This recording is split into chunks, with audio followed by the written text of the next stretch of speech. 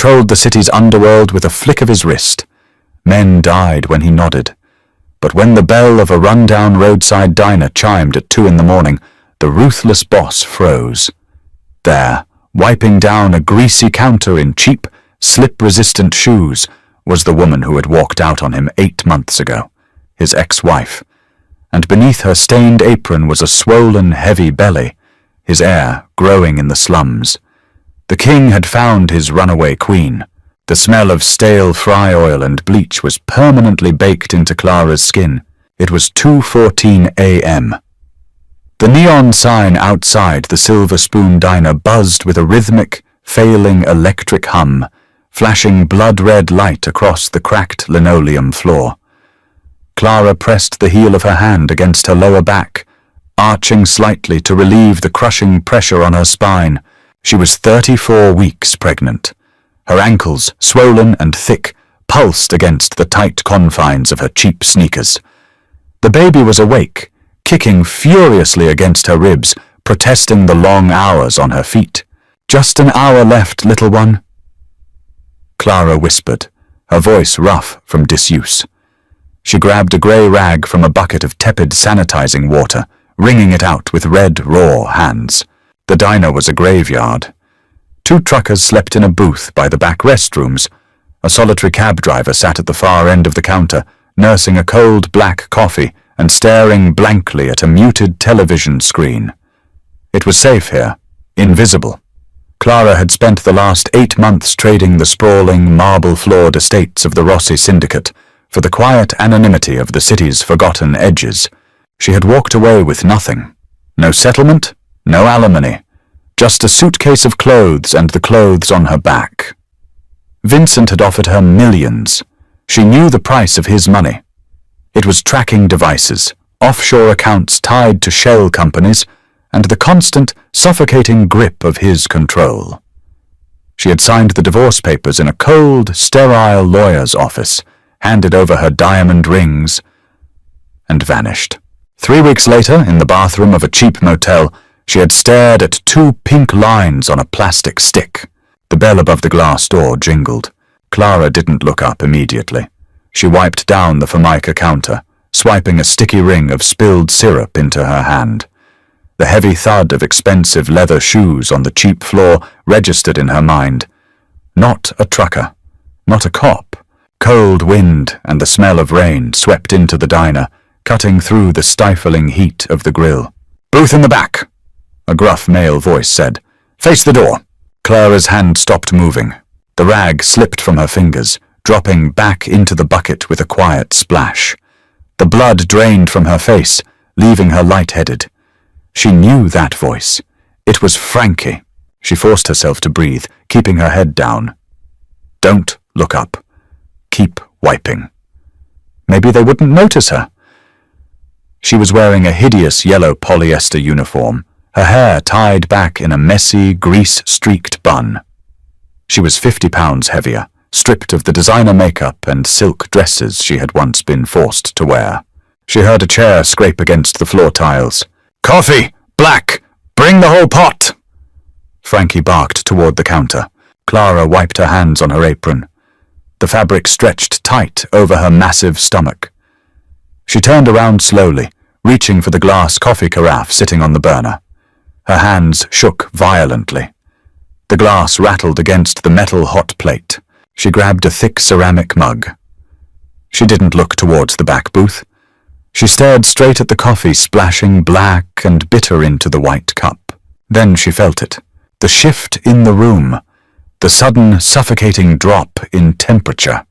It was a physical weight pressing against the back of her neck. She turned around. Vincent was standing halfway between the booth and the counter. He wore a tailored charcoal overcoat, the shoulders dark with rain. Beneath it, a 3-piece suit cut from wool so fine it looked like liquid.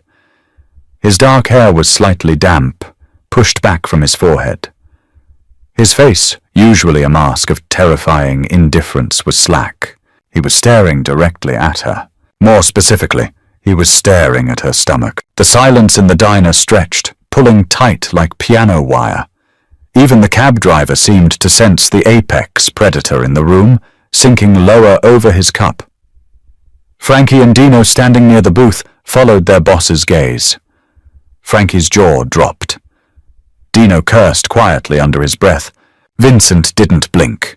His dark eyes moved slowly up from the swollen bulge of her abdomen, past the grease stains on her apron, past the exhaustion etched deep into the circles under her eyes, until he finally met her gaze. Clara gripped the handle of the coffee pot until her knuckles turned white. She wanted to run. Her mind screamed at her to drop the glass and sprint out the back door into the alley, but her body was heavy, cumbersome, and exhausted. There was nowhere to run. Not from him. Vincent took a slow step forward. His eyes were entirely black. No warmth, no surprise, just a violent, consuming calculation. The king had been walking the board, and he had just found a piece that was supposed to have been removed from play entirely. Clara. Her name in his mouth sounded like a death sentence. The coffee pot slipped from Clara's grip. It hit the linoleum.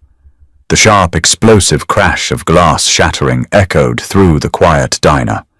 Boiling black coffee exploded across the floor, splashing against the hem of Clara's uniform and the toe of Vincent's polished leather shoe. Neither of them looked down. "Sir, you can't be back here!"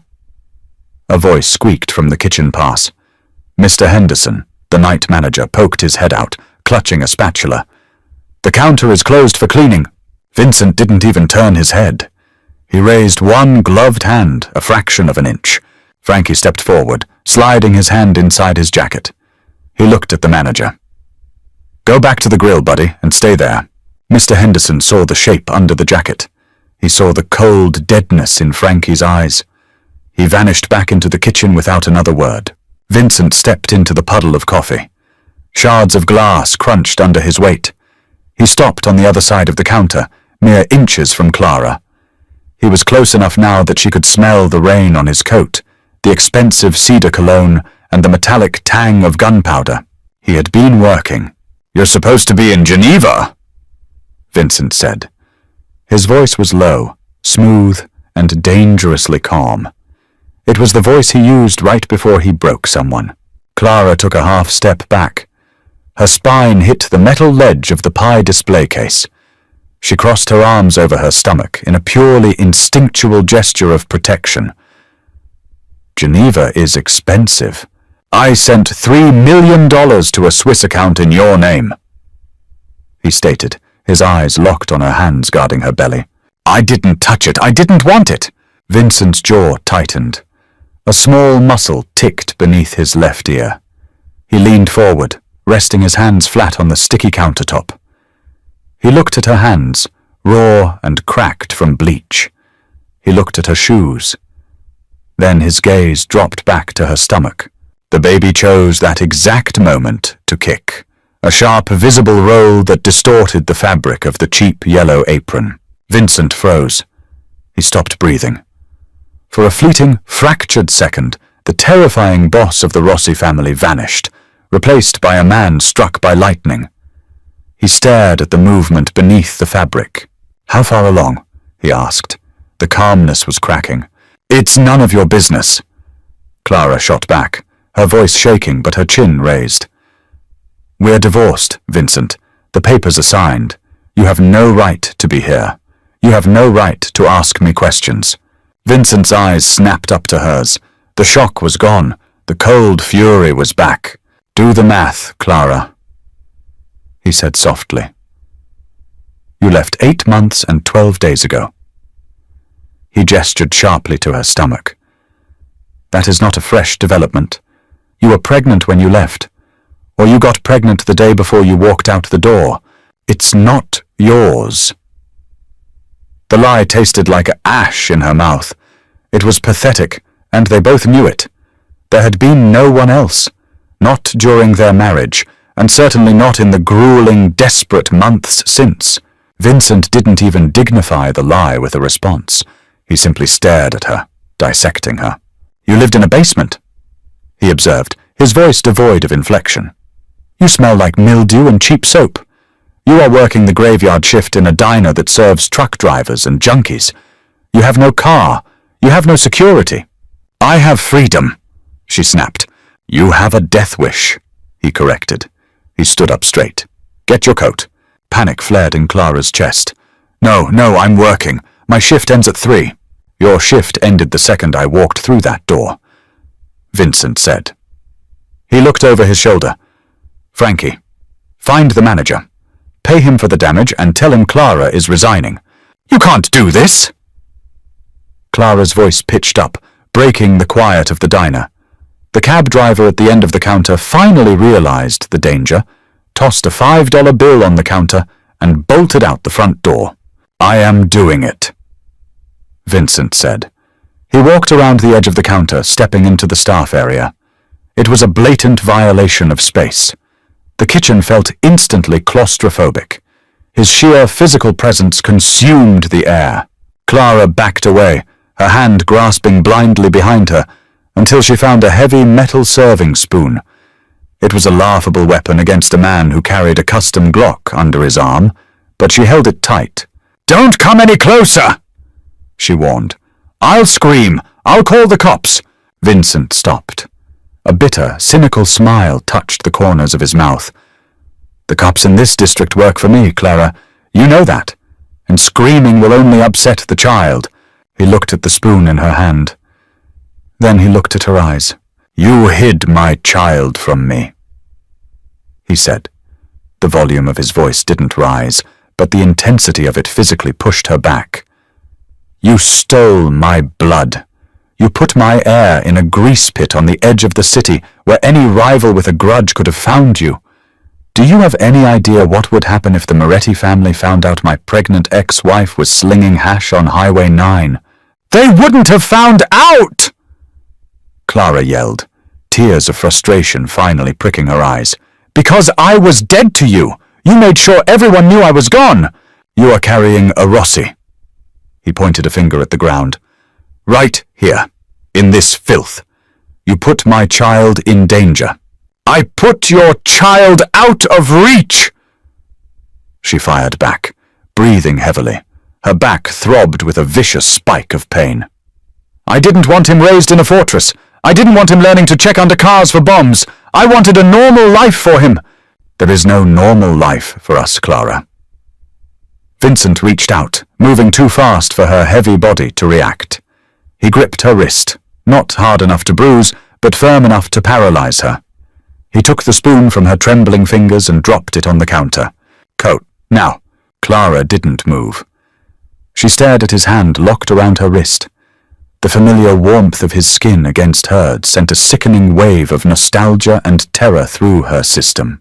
Vincent, please, she whispered, the fight suddenly draining out of her. Exhaustion hit her like a physical blow.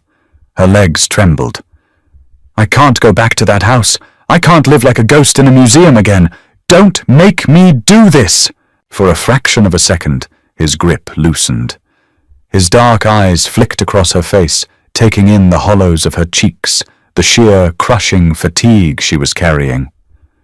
When they were married, she had been radiant, draped in silk, dripping in jewels, protected by an army of men. Now she looked like a broken bird. He had let her go because she had begged him. She had cried on the marble floor of his study, telling him his world was rotting her soul. He had let her leave because he thought his money would keep her safe, far away from the blood of his business. He had been wrong. You aren't going back to the estate, Vincent said flatly. You're coming to the penthouse. It's secure. He let go of her wrist and took her by the elbow, pulling her gently but unstoppably toward the back room. My things, Clara protested, stumbling slightly as she tried to keep up with his long strides. I'll buy you new things. I have a life here. You have a survival strategy. Vincent corrected coldly. And a poor one. Where is your locker? They entered the cramped, foul-smelling break room. Clara pointed numbly to a dented grey metal locker in the corner. Vincent opened it. Inside hung a threadbare grey wool coat she had bought at a thrift store. At the bottom sat a cheap canvas tote bag. Vincent stared at the coat. Disgust rippled across his features. He reached in, grabbed it by the collar, and tossed it into the trash can next to the lockers. "Hey!" Clara lunged forward, but her belly hit his arm, stopping her short. Before she could protest further, Vincent was shrugging out of his own custom-tailored charcoal overcoat. The residual warmth of his body clung to the silk lining. He stepped behind her and draped the heavy wool over her shoulders. It swamped her, falling past her knees, smelling intoxicatingly of him. He didn't bother with the canvas bag. "Let's go," he said, turning back toward the diner floor. Frankie was waiting by the front door. He had a stack of $100 bills resting on the cash register. Mr. Henderson was nowhere to be seen. Clara walked in a daze, the heavy coat weighing her down. She paused at the door, looking back at the bucket of dirty water, the shattered glass of the coffee pot, the spilled black liquid on the floor. Her miserable, safe, exhausting life, over in the span of 5 minutes. Vincent didn't look back. He opened the glass door, stepping out into the freezing rain. A black armored SUV sat idling by the curb, headlights cutting through the downpour. Dino was holding an umbrella, his eyes constantly scanning the empty highway and the dark tree line beyond the diner's parking lot. Vincent kept a firm hand on the small of Clara's back, guiding her through the rain. The touch burned through the wool of the coat. Dino opened the heavy, reinforced rear door. Clara climbed in clumsily, hauling her heavy frame up into the soft, immaculate black leather interior. The contrast from the hard plastic chairs of the diner was jarring. It was the scent of wealth, power, and danger. Vincent slid in next to her. The door slammed shut with a heavy, airtight thud that locked out the sound of the rain. The silence inside the cabin was total. "Drive," Vincent ordered the driver. The SUV pulled away smoothly, leaving the flickering neon sign of the Silver Spoon behind in the rearview mirror. Clara huddled against the passenger door, pulling Vincent's coat tighter around herself. She stared out the tinted window at the passing dark trees. Her heart was beating frantically. She had spent 8 months looking over her shoulder, terrified he would find her. Now that he had, the reality was worse than the nightmare. She was trapped. Again. But this time, she wasn't just risking herself. She pressed a hand to the side of her stomach. The baby had finally settled down, lulled by the smooth motion of the expensive vehicle. Vincent sat rigidly on his side of the bench seat. He didn't look at her. He stared straight ahead at the partition separating them from the driver. "When is the due date?" he asked. The question hung in the quiet air, a demand rather than a request. Clara kept her eyes on the window. 5 weeks, Vincent calculated silently. "You haven't seen a proper doctor." "I go to a free clinic," she said defensively. "They have an ultrasound machine. He's fine." The word hung in the air. Vincent turned his head slowly to look at her. Even in the dim light of the passing street lamps, Clara could see the shift in his expression.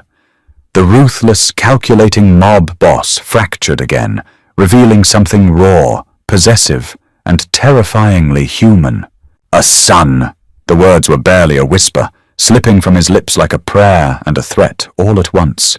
Clara swallowed hard, closing her eyes. She had given him the one piece of ammunition he needed to never, ever let her go again. "Yes," she whispered back. Vincent reached across the wide expanse of the leather seat. Clara tensed, expecting him to grab her wrist again, or perhaps cup her chin to force her to look at him. But his hand bypassed her face, bypassing her arms. His large, calloused hand rested gently, but with absolute ownership directly on the center of her swollen stomach. The heat of his palm seared through the cheap polyester of her uniform. Clara gasped softly, her breath catching in her throat. She tried to pull back, to press herself deeper into the door, but his hand followed, relentless. "Mine," Vincent said softly. He wasn't talking to her. He was talking to the child hidden beneath her skin. "And no one will ever hide you from me again." The private elevator to the penthouse did not hum. It didn't rattle or shake like the freight lift at the diner. It moved with a silent, terrifying efficiency, swallowing the floors of the city in a matter of seconds. Clara stood in the back corner of the brushed steel box, leaning heavily against the mirrored wall. Her legs felt like lead. The adrenaline that had spiked in the diner was evaporating, leaving behind a bone-deep, hollow exhaustion. She kept her arms wrapped around Vincent's heavy wool coat, burying her face in the collar to block out the sharp, sterile scent of ozone in the elevator. Vincent stood perfectly still in the center of the car. He watched her reflection in the steel doors. He noted the way her knees trembled. He saw the grey pallor of her skin, completely devoid of the flush of health she'd carried when she was his wife. "You're pale," he stated. It wasn't a question of concern, it was an assessment of a failing asset. "I've been standing on concrete for 9 hours. Clara replied, not looking up. "I'm pregnant, not dying." "That is a matter of perspective." The doors slid open. Total suffocating silence greeted them. The penthouse was a fortress suspended 80 stories above the street. The walls were floor-to-ceiling glass, offering a panoramic view of the storm swallowing the city, but the glass was ballistic, 2 inches thick, bulletproof, bomb-resistant, and entirely soundproof. The floors were poured concrete, polished to a dark, mirror-like finish, accented by stark, brutalist leather furniture. It felt less like a home and more like a high-altitude bunker. Sit," Vincent ordered, pointing to a massive charcoal sofa that anchored the center of the living room. Clara didn't argue. Her body wouldn't let her.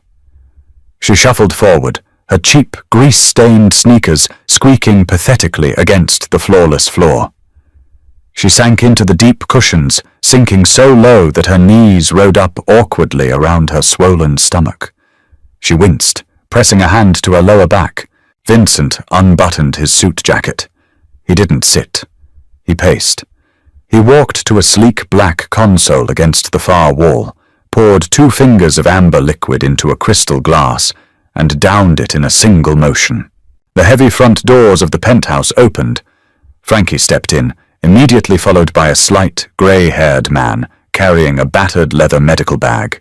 "Dr. Keller," Vincent said, setting the empty glass down with a sharp clink. "Thank you for coming on short notice." Dr. Keller didn't look tired, despite the 3 a.m. call. He was the syndicate's private physician, a man well compensated to ignore gunshot wounds, erratic hours, and the identities of his patients. "Vincent, where is the patient?" Vincent nodded toward the sofa. Keller walked over, his professional mask slipping for just a fraction of a second when he saw Clara. He remembered her from a year ago, draped in diamonds at a syndicate gala, holding court with a terrifying, radiant grace. Now she looked like a refugee. "Mrs. Rossi?" Keller said softly, opening his bag. "It's just Clara," she muttered, letting her head fall back against the leather. "And I don't need a doctor. I need sleep." "Humor me," Keller said, pulling out a blood pressure cuff. He wrapped it around her bare arm. The fabric of her diner uniform rode up, exposing skin that was pale and dotted with faint bruises from bumping into kitchen counters. Vincent stood 10 feet away, his arms crossed over his chest, his eyes burning holes into the doctor's hands. The cuff hissed as it inflated. Keller watched the gauge, his brow furrowing slightly. He released the air, took his stethoscope, and placed it against her back, instructing her to breathe. Then he moved to her stomach. Clara stiffened, her hands instinctively moving to guard her belly. "It's all right," Keller murmured, just checking the fetal heart rate. He pressed a cold Doppler monitor against her stomach. A beat of static filled the quiet room, followed by a rapid, rhythmic, galloping sound. Whoosh, whoosh, whoosh! Vincent stopped breathing. His rigid posture broke. He took 2 slow steps toward the couch, his eyes wide, fixated on the small plastic device in the doctor's hand. The sound of the heartbeat was deafening in the silent penthouse. It was fast. It was strong. It was undeniable proof of life. "Heart rate is strong, 150 beats per minute," Dr. Keller said, offering a tight smile. He packed the device away. The room plunged back into silence. Keller stood up and turned to Vincent. He didn't mince words. The baby is fine. She is not. Her blood pressure is dangerously high. She is severely malnourished, dehydrated, and carrying entirely too much tension in her lumbar spine. If she continues on her feet, she will go into premature labor, and given her current physical state, I cannot guarantee her body will survive the trauma. Vincent's jaw locked. The muscles in his neck strained against his collar. He looked at Clara, his eyes dark with a violent, possessive fury. "Frankie!" Vincent snapped. Frankie stepped forward from the shadows near the door. "Yeah, boss. Go to the diner. Burn it." Clara jerked upright, panic seizing her chest. "Vincent, no! There are innocent people there. Mr. Henderson." "I don't care about Mr. Henderson!" Vincent roared, the sheer volume of his voice cracking the glass-like silence of the room. He pointed a finger at her. "You risked my son for a minimum wage job. You starved yourself to hide from me. I starved because you froze my real accounts!" Clara yelled back, tears finally spilling over her lashes. "I had nothing!" Vincent stepped into her space, leaning over the couch until he was inches from her face.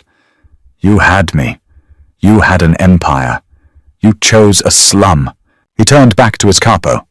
"Frankie, buy the diner. Fire everyone. Then tear the building down to the dirt. If she tries to go back, I want there to be nothing left to return to." When Clara woke, she didn't know what time it was, or what day. The heavy blackout curtains of the master bedroom were drawn shut, sealing the room in total darkness. She was lying on a mattress that felt like a cloud, wrapped in Egyptian cotton sheets that cost more than her entire yearly salary at the diner. Her cheap, grease-stained uniform was gone. Someone, a maid most likely, summoned in the dead of night, had bathed her and dressed her in a loose silk slip. She turned her head. A small lamp clicked on in the corner of the room. Vincent was sitting in a winged armchair, bathed in the low, amber light. He had finally taken off his tie, and the top 2 buttons of his shirt were undone. He was holding a tablet, the harsh blue glow illuminating the deep, bruised circles under his eyes. He hadn't slept. He had just sat there, watching the bed, guarding the cage. "Thirsty?" he asked. His voice was gravelly, stripped of the booming authority from the night before. Clara nodded slowly, pushing herself up against the massive headboard. Every joint in her body ached, but the crushing fatigue was gone. She must have slept for 10 hours. Vincent set the tablet down. He poured a glass of ice water from a silver pitcher on the nightstand and handed it to her. Their fingers brushed. His were freezing. Hers were burning with the elevated body heat of the 3rd trimester. Clara drank the water greedily, her throat dry and raspy. When she lowered the glass, she found him staring at her belly again. The silk slip clung to the massive curve of it. "You look—" Vincent started, then stopped.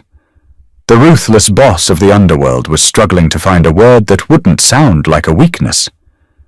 "You look like a mother." "I am a mother," Clara said quietly. "Or I will be, soon." Vincent leaned forward, resting his elbows on his knees, his hands clasped together. "Why didn't you tell me, Clara? When you handed me those papers in the lawyer's office, why didn't you say something? Would you have let me go?" The silence that followed was heavy and thick. Vincent looked at the floor, his jaw tightening. "No," he admitted, his voice barely a whisper. "I would have burned the city to ash before I let you walk out that door with my child. That is exactly why I didn't tell you," Clara said, her voice trembling but resolute. She set the glass down. "Look around you, Vincent. Look at this room." Vincent looked up. "It's secure. The glass can stop a .50 caliber round. The doors require biometric clearance. You are perfectly safe." "I am perfectly trapped!" Clara fired back, her frustration boiling over. "It's a vault! You lock your money in vaults, you lock your guns in vaults. I am not property, Vincent, and neither is this baby. You think I enjoy the vault? Vincent stood up, his sudden movement restless, caged. He paced to the window and tore back the heavy curtain. Grey, washed-out daylight flooded the room. The city stretched out below them, sprawling and insignificant. You think I want to live behind armor plating? He asked, pointing down at the streets. There is a war out there, Clara. The Falcone Syndicate is bleeding my territory dry in the south. My own lieutenants are getting hungry. Weakness is an invitation for a bullet. You think you were living a noble, independent life in that diner? You were a sitting duck. If the Falcones had found you... He stopped, closing his eyes, suppressing a physical shudder. The thought of it was acid in his veins. They didn't find me. Clara argued. I was a nobody. I was a ghost. No one looks twice at a pregnant waitress in a bad part of town. I look twice, Vincent said, turning to face her. His eyes were entirely black, devoid of light. And if I can find you, they can find you. And they wouldn't have brought you a doctor, Clara. They would have cut that child out of you to send me a message and left you to bleed to death on the linoleum. Clara flinched, her hands instinctively flying to her stomach. The brutal, unfiltered reality of his words struck her like a physical blow. She hated him for saying it, but she hated it more because she knew it was true. I couldn't raise him in the estate, Clara whispered, the fight suddenly draining out of her. She looked down at her hands, still red and raw from the harsh cleaning chemicals. I remember what it was like. The bodyguards at the grocery store, the sweeps of the cars for explosives, the men bleeding on the carpets in the middle of the night. I watched you lose pieces of your soul to this business, Vincent. I watched you turn into stone. She looked up, meeting his cold, dark eyes. I couldn't let my son watch his father turn into a monster. Vincent stared at her for a long, agonizing moment. He didn't defend himself. He didn't deny it. He simply accepted the verdict of his ex-wife with a cold, terrifying grace. I am a monster. Vincent agreed softly. He walked back to the bed, leaning over her, his presence utterly overwhelming. But I am the monster that keeps the other monsters away. And right now, that is exactly what you need. The illusion of domestic peace, however fraught and bitter it was, shattered just past noon. Clara was sitting at the massive marble island in the kitchen, forcing down a bowl of fresh fruit and steel-cut oats that the chef had prepared. Vincent sat across from her, drinking black coffee, reading reports on his tablet.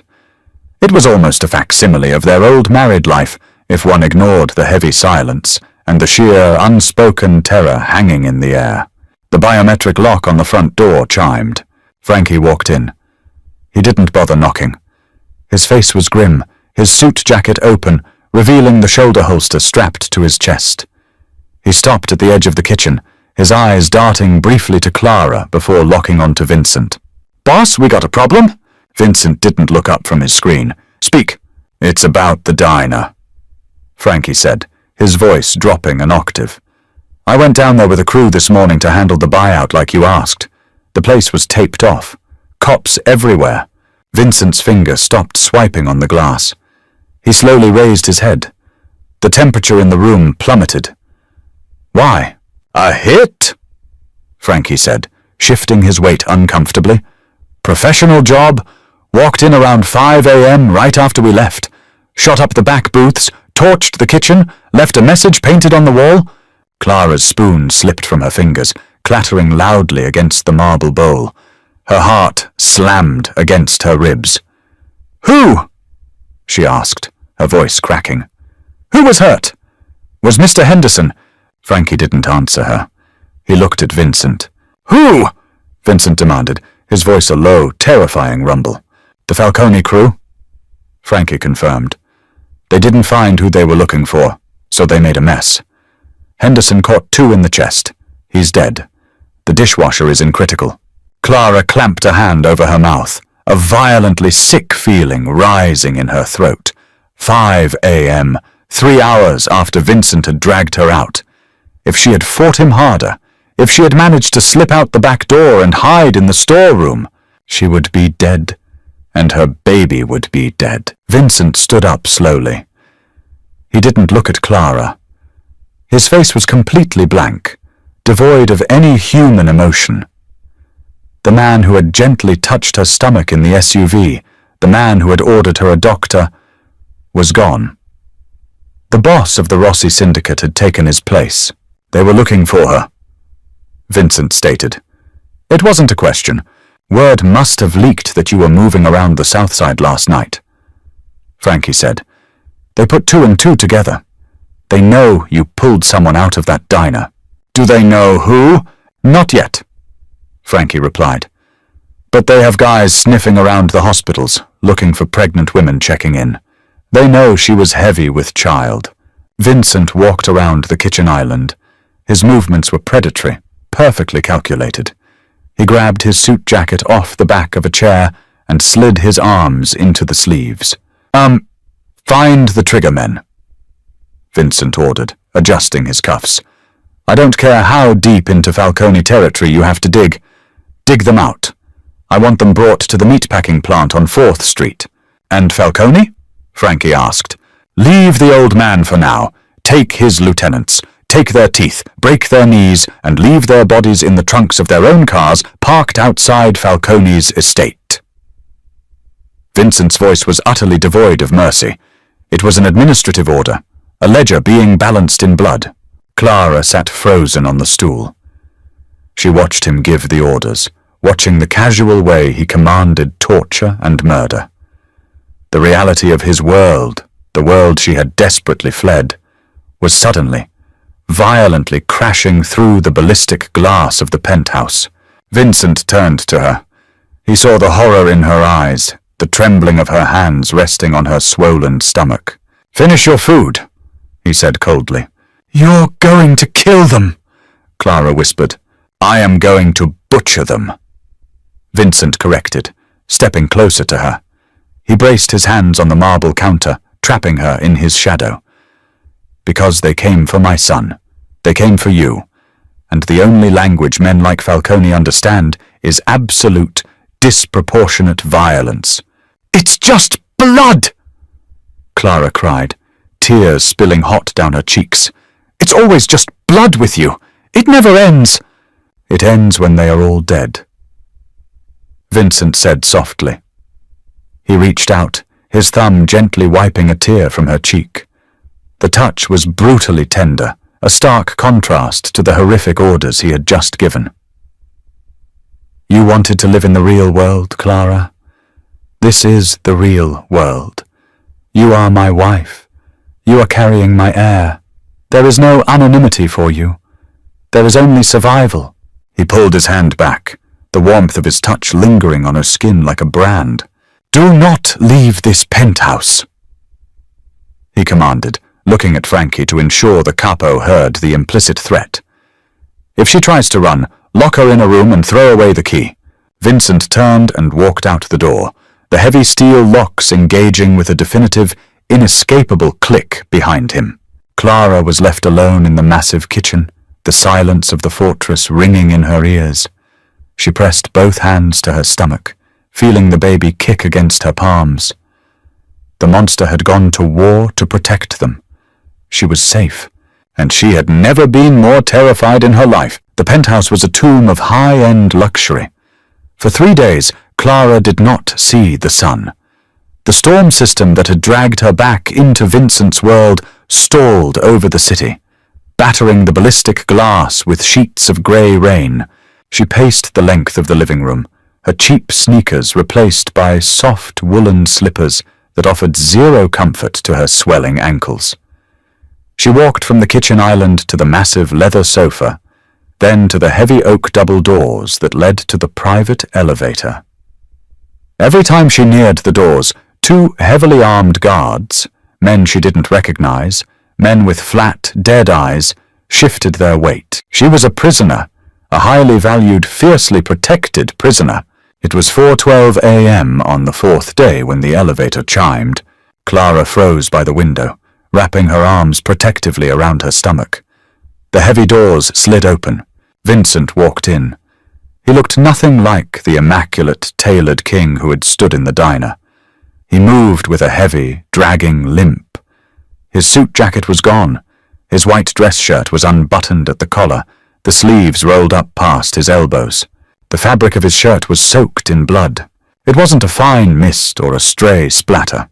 The front of his shirt was saturated, drying into a stiff, rusty brown armor. His knuckles were raw, the skin split and swollen. He stopped in the middle of the foyer, breathing heavily, his head bowed. He looked at his hands, watching a fresh drop of crimson slip from his pinky finger to dot the immaculate polished concrete floor. Clara couldn't move. The smell hit her a second later, a thick metallic stench of copper, sweat, and fear. Vincent finally looked up. His eyes were hollowed out, dark pits of exhaustion. He saw her standing by the glass, pale and trembling. "Go back to bed, Clara," he rasped. His voice sounded like it had been dragged over broken glass. He didn't walk toward her. He walked toward the guest bathroom down the hall, purposefully keeping his distance, treating himself like a contagion. Clara stood rooted to the spot. Her mind screamed at her to run to the bedroom, to lock the door, to hide from the reality of what this man did in the dark. She closed her eyes. She saw the quiet, kind face of Mr. Henderson, the diner manager who had sneaked her extra slices of pie. Dead. Because of her. She opened her eyes, pushing herself away from the window. Her back screamed in protest as she followed the trail of blood down the hallway. The bathroom door was open. Vincent was leaning over the marble vanity. The water was running on full blast. He was scrubbing his hands with a stiff bristled brush, the water turning a violent pink as it circled the drain. He wasn't just washing, he was punishing the skin, scraping at it until his own knuckles bled anew. Clara stepped into the doorway. The harsh fluorescent light above the mirror cast deep, skeletal shadows across his face. "You're going to tear the skin off," she said softly. Vincent stiffened. He didn't turn around. "I told you to go to bed, and I told you I am not your property," Clara replied, stepping fully into the bathroom. She reached past him and turned off the faucet.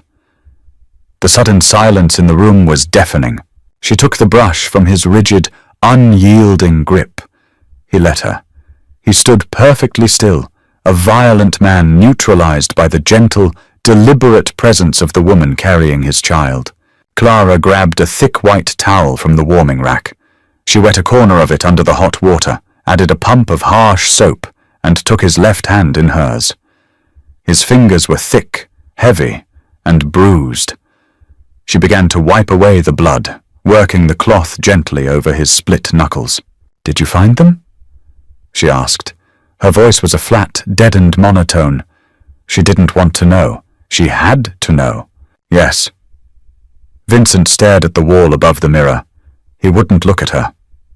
"The men who hit the diner, and the lieutenant who gave the order, are they won't ever breathe again," he interrupted, his voice dropping into a terrifyingly calm register. "Falcone knows. He received the message. He knows the South Side belongs to me, and he knows that if he crosses the river again, I won't just kill his men. I will burn his entire lineage to the ground." Clara swallowed the bile rising in her throat. She focused on his hand, wiping the last of the blood from his palm. "You killed them for me. I killed them because it is the only currency my world accepts," Vincent corrected, finally looking down at her. "You think I want this? You think I enjoy coming home to my pregnant wife smelling like an abattoir?" He pulled his hand out of her grip. He braced both hands on the edge of the sink, hanging his head. "I tried to build a wall, Clara, when we were married. I tried to keep the blood on the outside and you on the inside. I thought the money, the houses, the security, I thought it was enough." He let out a harsh, bitter laugh. "I was a fool. The blood always seeps under the door. You saw that. That's why you ran." Clara looked at his bowed spine. The terrifying boss of the Rossi family looked broken. "I ran because I was drowning," Clara whispered. She reached out, placing a hand on his back. The muscles beneath his ruined shirt were coiled as tight as industrial springs. "I couldn't breathe in that house. I couldn't look at you and pretend I didn't know how the bills were paid." Vincent turned his head, his dark eyes locking onto hers. "And now?" "Now," Clara said, her hand dropping to rest protectively over the heavy weight of her stomach. "I realize that out there in the real world, the wolves don't care if you're a good person. They just want to eat." She looked down at the pink-stained towel in her hands. "You are a monster, Vincent, but you are the father of this child, and if the choice is between you and the men who shot up that diner—" She took a slow, shuddering breath. "I choose you." Vincent stared at her. The air in the small bathroom shifted, heavy with an unspoken, tragic covenant. He didn't smile. He didn't pull her into a romantic embrace. The reality of their lives was too ugly for romance. He simply reached out, his clean hand resting gently over hers on the swell of her stomach. "I will never let them touch you," he swore, a vow sealed in the blood drying on his shirt. Never. 3 weeks later, the suffocating heat of late summer baked the city concrete, but inside the penthouse, the air conditioning hummed with a sterile, icy perfection. Clara was 39 weeks pregnant. Her body was no longer her own. It was a stretched, aching vessel. Sleep was impossible. Standing was agony. Sitting brought a crushing pressure to her ribs. She spent most of her days sitting in the customized orthopedic chair Dr. Keller had ordered, staring out at the hazy skyline. Vincent was rarely gone for more than a few hours. The syndicate was restructuring. The hit on the diner had sparked a cold war with the Falcone family, and the streets were quiet, the terrifying, breathless quiet that always precedes an explosion. It happened at 9:15 p.m. on a Tuesday. Clara was in the kitchen, pouring a glass of ice water. Vincent was at the dining table, disassembling and cleaning his sidearm, the sharp, metallic clicks of the weapon echoing rhythmically.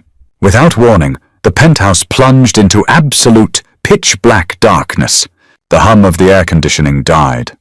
The refrigerator cut out. Clara gasped, dropping her glass. It shattered on the marble floor, the sharp sound swallowed by the sudden, oppressive silence of the high-rise. "Don't move." Vincent's voice snapped from the darkness. It wasn't a suggestion. It was a tactical command. She heard the swift, metallic slide of a magazine locking into the grip of his gun, followed by the terrifying clack of a round being chambered. Red emergency lights flickered to life along the baseboards of the penthouse, casting the living room in a bloody, sinister glow. The backup generators had kicked in, but only for critical systems. Vincent materialized beside her, his hand wrapping tightly around her bicep. His eyes were scanning the darkened windows, tracking the shadows. "The grid didn't go down," Vincent whispered, pointing out the window. The rest of the city skyline was blazing with lights. "They cut the power to the building. This is an organized breach." A heavy, concussive thud echoed from deep within the building, vibrating through the soles of Clara's swollen feet. "Explosives on the ground floor," Vincent said, pulling her away from the kitchen island. They hit the main lobby doors. The front door of the penthouse slammed open. Clara screamed, stumbling backward, but Vincent stepped cleanly in front of her, his weapon raised, perfectly aimed at the doorway. "Hold fire! Boss, it's me!" Frankie barked, stepping into the red emergency light. He was breathing hard, a tactical rifle slung across his chest. Dino was right behind him, dragging a heavy equipment bag. "Report," Vincent demanded, lowering the weapon a fraction of an inch. "Falcone!" Frankie spat, locking the heavy deadbolts on the front door. He didn't send a hit squad. He sent an army. They hit the parking garage and the lobby simultaneously. They knocked out the primary comms and the security feed. We have maybe 40 guys coming up the stairwells. The elevators are dead. How long until they reach this floor? 10 minutes, maybe less. They're blowing the fire doors as they come. Frankie looked at Clara, his face grim. We need to move to the panic room. The extraction chopper can't land on the roof in this wind. Vincent turned to Clara. Walk fast. They moved down the long hallway toward the master suite.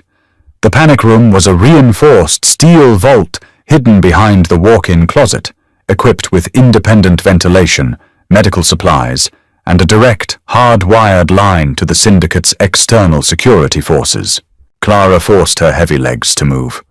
The adrenaline coursing through her veins masked the dull ache in her spine. But as she stepped into the closet, a sudden, violent cramp seized her lower abdomen.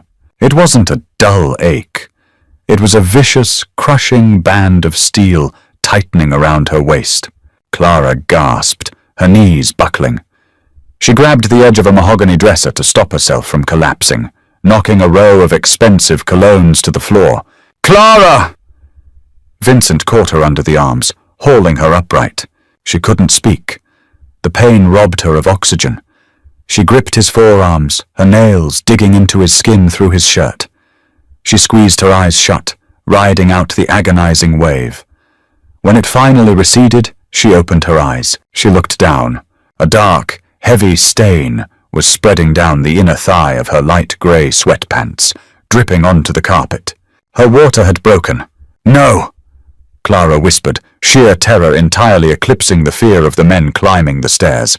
No, not now. Please, not now. Vincent stared at the floor. The ruthless tactician, the man who could calculate casualty rates and coordinate a defense in seconds, froze entirely. Boss! Frankie yelled from the hallway. They breached the 70th floor! We gotta lock down! Vincent's head snapped up. The hesitation vanished, replaced by a terrifying, primal focus. He scooped Clara into his arms. She cried out, the shift in gravity sending a fresh spike of pain through her pelvis, but she wrapped her arms around his neck, burying her face in his shoulder. He carried her into the panic room. It was a bleak, concrete box illuminated by harsh LED strips. A heavy steel cot bolted to the floor sat in the center, surrounded by metal cabinets of ammunition, MREs, and medical trauma kits. He set her down gently on the cot. Dino! Vincent barked. Dino stepped into the vault, tossing the heavy equipment bag into the corner. Yeah, boss. Get on the hard line. Call Dr. Keller. Tell him if he isn't in this building in 5 minutes, I will skin him alive. Boss, the lobby is crawling with Falcone's men. Keller can't get through that. Find a way. Vincent roared, the sound echoing violently off the steel walls. Another contraction hit Clara. It was faster this time, more brutal. She arched her back, a raw, guttural moan escaping her lips. She gripped the metal edge of the cot, her knuckles turning white. It's happening. Clara gasped, locking eyes with Vincent. The fear in her face mirrored his own. He's coming. Frankie stood in the doorway, staring down the dark hallway of the penthouse. They're on our floor. I hear them. Vincent turned his back to Clara. He racked the slide of his gun. He looked at Frankie. Lock the vault door. Vincent ordered. You and Dino hold the hallway. Buy us time. There's 40 of them, boss. Frankie said quietly, the grim reality of the math settling over them. I don't care if there's 100. Vincent said. You hold the line. Frankie nodded slowly. He stepped out of the vault.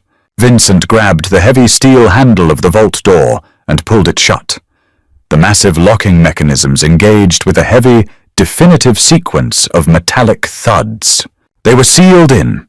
A king, his runaway queen, and an heir demanding to be born in a tomb of concrete and steel. The sound of gunfire started 3 minutes later. It was muffled by the thick steel of the vault door, but the vibration of the automatic weapons rattled the heavy metal cabinets. It was a dull, rhythmic thumping, punctuated by the sharper, concussive blasts of breaching charges, tearing apart the beautiful, expensive penthouse Vincent had built. Inside the vault, the world was reduced to pain and blood. Breathe, Clara, Vincent ordered. He had stripped off his jacket and his gun holster, tossing them onto a crate of ammunition. His sleeves were rolled up. His hands, usually instruments of violence and control, were pressed against her knees, anchoring her. "I can't!" Clara screamed, her voice tearing her throat. She thrashed on the narrow cot, her clothes soaked in sweat and amniotic fluid. The pain was an ocean, pulling her under, drowning her in blinding white agony. "You can. You have to." Vincent's voice was steady, but his face was drawn, pale beneath the harsh LED lights. He tore open a trauma kit from the wall, scattering combat gauze and tourniquets onto the floor until he found a sterile field sheet and heavy surgical scissors. He was operating purely on primal instinct, adapting the battlefield triage he knew to the terrifying reality of childbirth. Another muffled explosion shook the room. Dust rained down from the concrete ceiling. "They're going to get in!" Clara sobbed, panic hyperventilating her lungs. "They're going to kill him! Look at me!" Vincent commanded, stepping directly into her line of sight. He gripped her face in his hands. His palms were hot, strong, and deeply anchoring. "No one is getting through that door. You focus on me. You focus on this child. Push!" Clara screamed, bearing down with everything she had. Her body felt like it was being torn in half.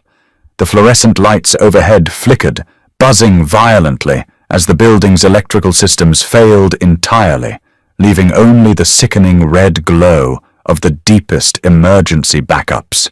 Outside the door, the gunfire intensified into a deafening roar. Frankie and Dina were fighting a losing battle. The sound of heavy boots hitting the hardwood of the master bedroom outside the closet seeped through the steel. Clang! A bullet ricocheted off the exterior of the vault door. Vincent didn't even flinch.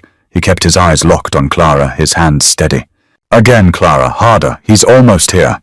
She drew a ragged, desperate breath and pushed. She poured every ounce of her fear, her exhaustion, and the bitter survival instinct she had honed in the dirty diner into the effort. She pushed until blood vessels popped in her eyes, until the world narrowed to a pinpoint of red light, and then the pressure vanished. A sharp, piercing cry cut through the heavy air of the vault, louder and truer than the gunfire outside.